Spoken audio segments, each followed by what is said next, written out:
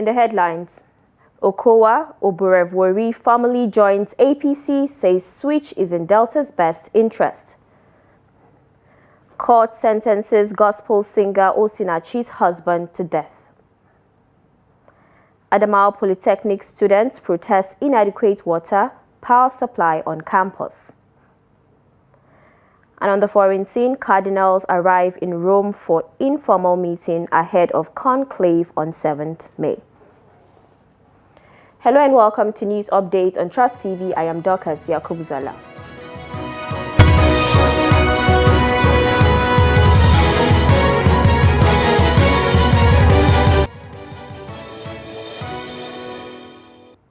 We begin with political matters. Former Delta State Governor Ifeanyi Okowa says he and Governor Sheriff Oborevwori joined the All Progressives Congress from the People's Democratic Party to enable Delta State better connect with the federal government and benefit from the resources and goodwill available in Abuja. Speaking at a ceremony held at the Cenotaph in Asaba on Monday, where they were formally received into the APC, Okowa said the decision was taken in the best interest of Delta State and its people. He described the decision as bold, strategic, patriotic, and well-intentioned. He urged party members to unite and work together, saying the defection would strengthen the APC in Delta. Oborevwori, Okowa, and all members of the People's Democratic Party in Delta State announced their defection to the APC last week. The one thing is very important. In the history of a people, there is always a time to change their path for the common good of the people. And whatever decision that we took was based on that common good and the need to change our path in the best interest of our state. As I did tell people that day, it was not about me. It was not about the governor. But the fact that there is a need for us to connect to Abuja.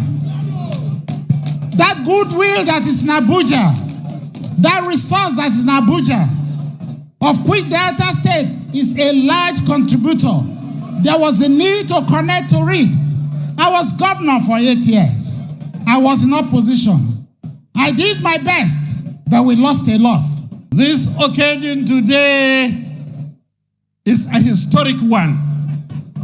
This occasion today is a political legacy that has been laid by the executive governor of Delta State.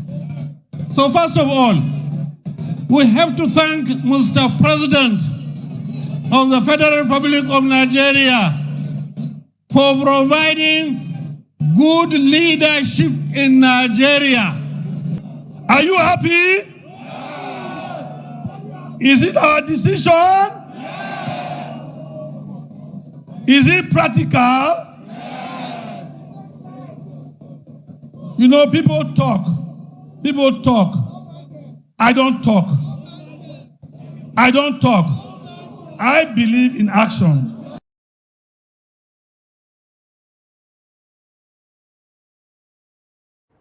Now, amid a growing wave of defections weakening its ranks, the People's Democratic Party, PDP, has scheduled an Emergency National Working Committee, NWC, meeting for Tuesday to address the crisis.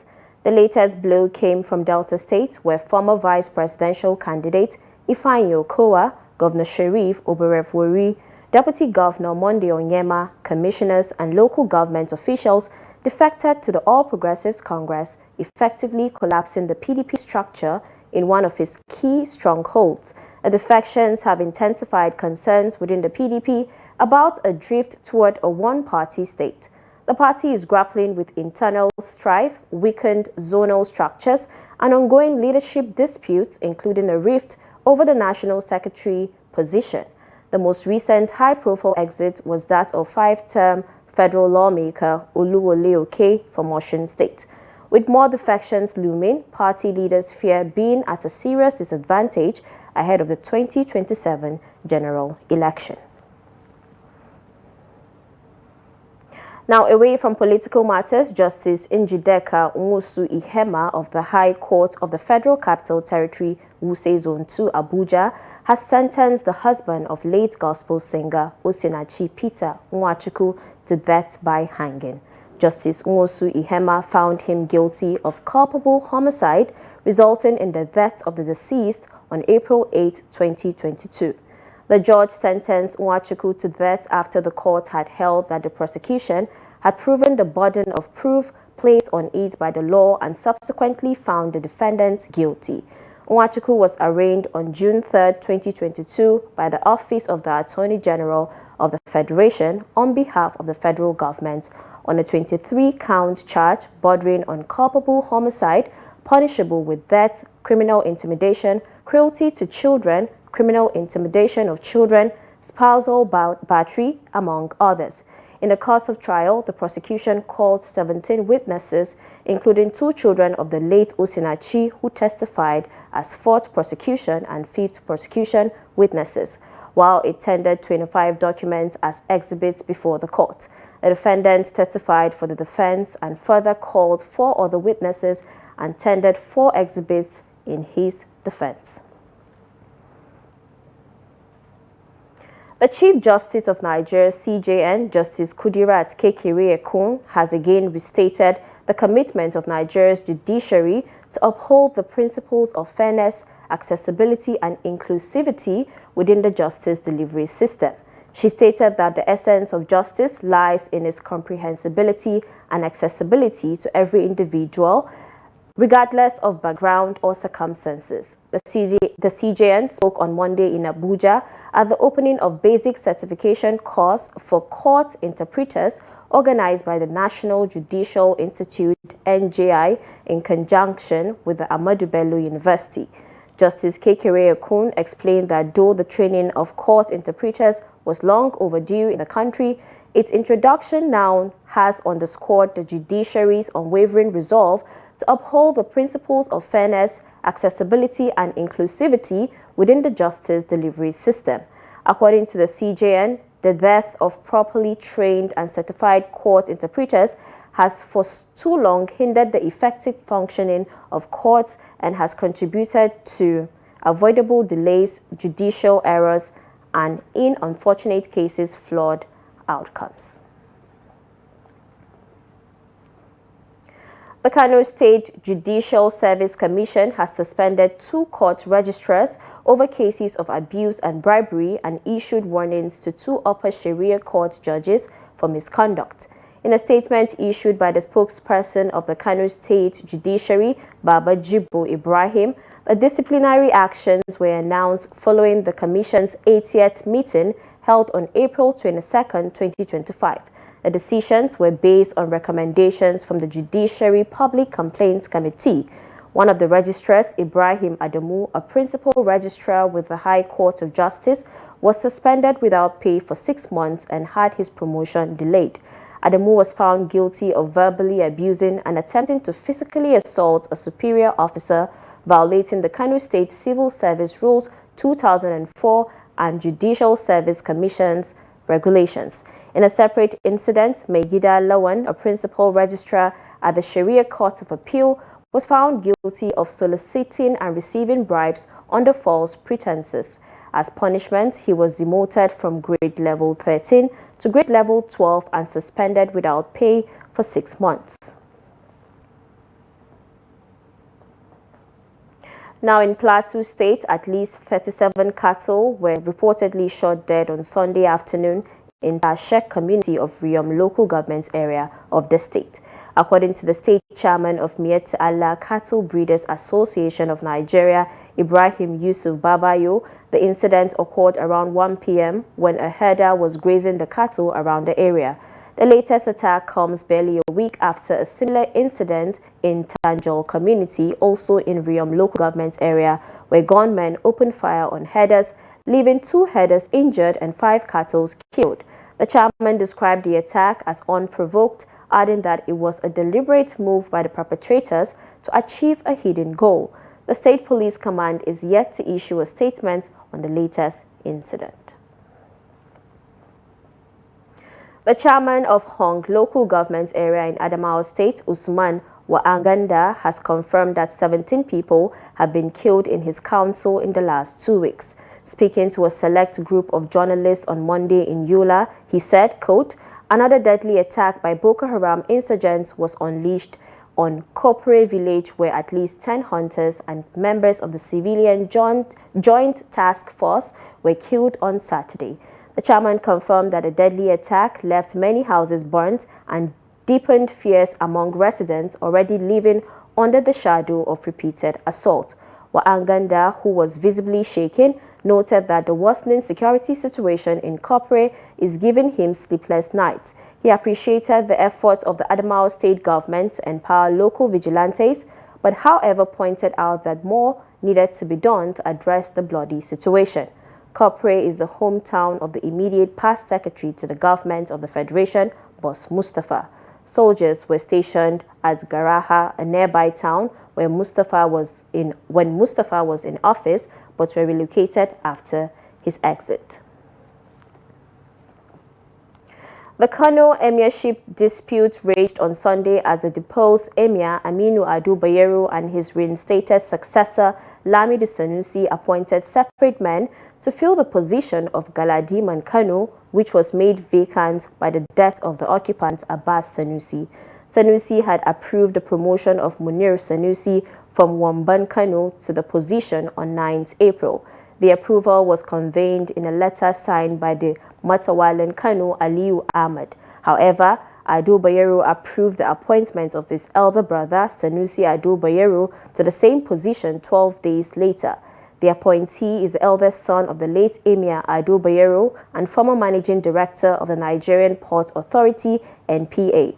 His appointment was conveyed in a letter dated 21st April and signed by his senior administrative officer, Awaisu Sanusi, who said the appointment was approved at a meeting presided over by Ado Bayero. This is news update on Trust TV coming up ahead. Adamawa police students protest inadequate water, power supply on campus. This and many more when we return. Do stay with us. Welcome back from the break. In case you're just joining us, this is news update on Trust TV. Let's take a look at our top stories again.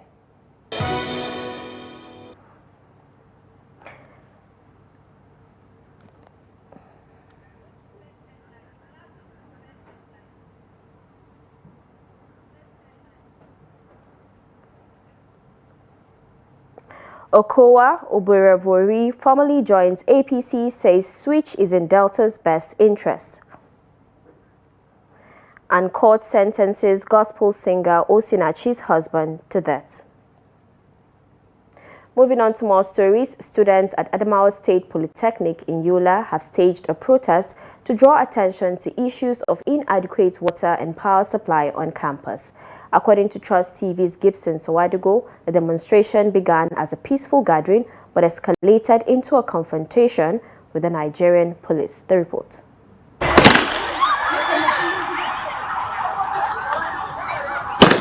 This is the scene of the clash between students of the Adamawa State Polytechnic and the Nigerian police. What started as a peaceful protest turned violent, with police and students exchanging tear gas and stones. The aggrieved students secured all school gates, restricting access to reporters and others wishing to enter the campus to discuss the situation with school authorities. They are advocating for prompt government intervention to restore reliable water and electricity across the campus. This incident that happened, so there's no class, there's no anything. The students are shouting because there's no water and there's NEPA for reading in the night, normal student activities. So please, we are calling the school management. Let them look into it so that we can come like us. We stay close by here. We can come and read in the night and make some study. The students have expressed frustration, noting that while solar panels have been installed in administrative offices, the students continue to express power outages. saboda babu wuta a makaranta students suna She said we are not happy with what is happening in our school, particularly the issue with water and power supply. Do you know how frustrating it is for students in higher institutions to go out of the campus fetching water? na wuta kuma mun riga mun biya kuɗin makaranta yanzu. In a telephone interview, the rector of the Polytechnic, Dayur Muhammad, expressed dismay over the attitude of the students and resolved to close down the institution for 1 week. The situation now, we see the students are not patient. We tell them to go for 1 week so that by then we will be set for everything and call them back. This marks the third time in 2 months the students have voiced their concerns regarding these critical issues. Gibson Soadugo, Trust TV News, Yola. And the Central Bank of Nigeria, CBN, recently injected $197.71 million into the foreign exchange markets as part of its ongoing commitment to ensuring adequate liquidity and maintaining orderly market functioning. So far, the Apex Bank interventions in the foreign exchange markets have hit approximately $669 million, yet the impact on the value of Naira still remains weak. Yusuf Akugo reports. The decision to bolster liquidity in the FX market comes against the backdrop of significant shifts in the global macroeconomic landscape, affecting many emerging markets and developing economies, including Nigeria.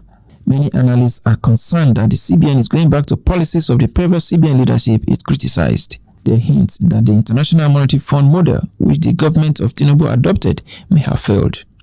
IMF advice was to allow market forces to determine the value of the Naira, as that is the only way the local currency can find its fair value.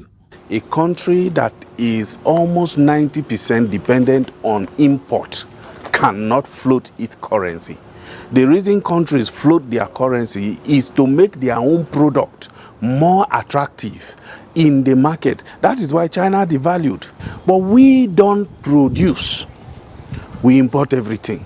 By the time you float the Naira, it's going to just keep diving. And that is what has been happening. And now at a certain point, the government started mitigating it.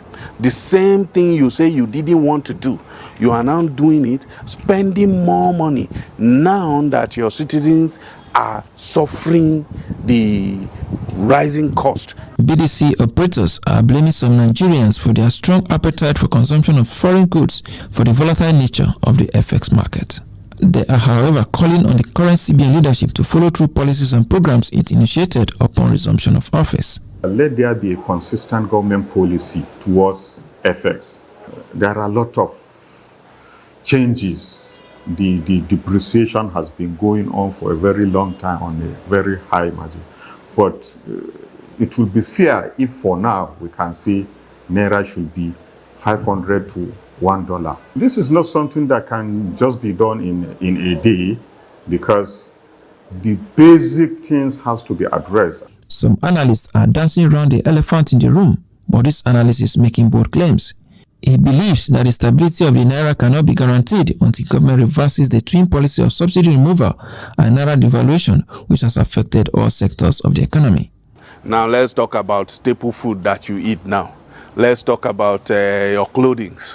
You know, I'm not sure you can buy any reasonable clothes for 5,000 Naira in the market anymore.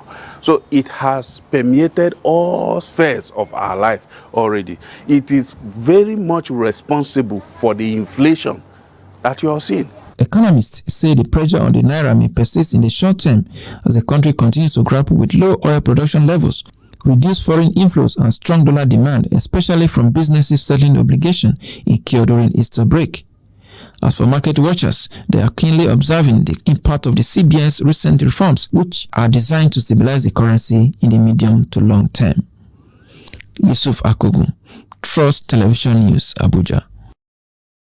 And now in business, the Nigerian Export Promotion Council has announced a 24.75% increase in the value of the country's non-oil exports, reaching a total of $1.791 billion in the first quarter of 2025.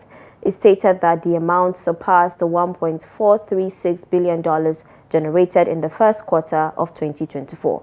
The executive director of the council, Nonye Ayeni, disclosed the figures while addressing journalists in Abuja on Monday. She said the significant growth reflects the resilience and diversification of Nigeria's export sector beyond crude oil, a shift aimed at reducing the country's reliance on oil revenue. According to her, the surge in non-oil exports was driven by increased economic activity in the agriculture, manufacturing, and solid minerals sectors. On the U.S. 14% trade tariff, the council says it was positive for the country, adding that it was an opportunity to focus on value addition and increase competitiveness in the global market. Away from Nigeria, Catholic cardinals will meet on May 7th to start voting for a new pope, the Vatican announced on Monday, a week after the death of Pope Francis. So-called princes of the church under the age of 80 will meet in the Sistine Chapel to choose a new religious leader of the world's 1.4 billion Catholics. The date was decided at a meeting of cardinals of all ages early Monday, 2 days after the funeral of Francis, who died on April 21st, aged 88. The church's 252 cardinals were called back to Rome after the Argentine's death, although only 135 are eligible to vote in the conclave. They hail from all corners of the globe, and many of them do not know each other, but they already had 4 meetings last week, so-called general congregations, where they began to get better acquainted. The Vatican on Monday closed the Sistine Chapel, where voting will take place. So far, there are few clues as to who cardinals might choose. I think what I would look for is a pope who is used to what happens in the Vatican. Where he comes from, to me, is not very important. But of course, it would be a great honor, I think, for Africa to receive. Even if we get a good number of votes for a person from Africa, it would be a good sign. But that's where the church is quite vigorous and growing all the time. And in sports, President Bola Tinubu has congratulated Remo Stars for winning the 2024-2025 Nigeria Premier Football League NPFL title. Remo Stars won their first ever NPFL title following a hard-earned 1-0 victory over Niger Tornadoes in Ikenne on Sunday. The Sky Blue Stars topped the standings with 68 points from 35 matches, with 3 matches remaining before the end of the campaign. Daniel Ogumodede's side, closest challenger, Rivers United, are second with 58 points from same number of matches. Remo Stars made history as the first privately owned club to win the league title since Udoji United in 1996. President Tinubu, in a statement released by his special advisor on information and strategy, Bayo Ononuga, described the historic victory 4 years after the team's promotion to the Elite League as a testament to the hard work, discipline, and unyielding spirit of the players, the coaching crew, and the management. He also commended the vision and commitment of the club's owner and chairman, Kunle Sonami.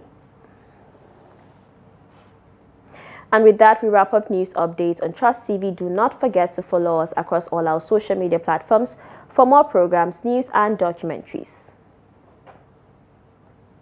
My name is Dorcas Yakubuzala. Bye for now.